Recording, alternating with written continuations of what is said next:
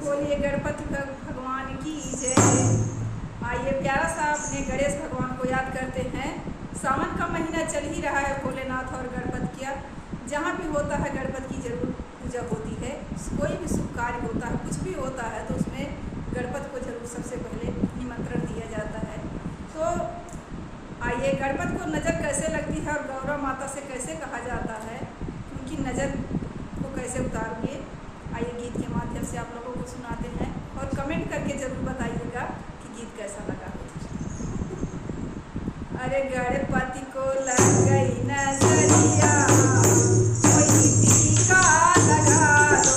गणपति को लग गई नजरिया, कोई टीका लगा दो। टीका लगा दो, कोई टीका लगा दो।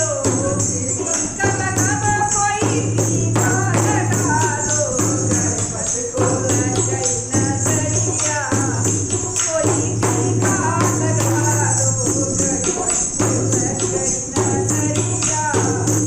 कोई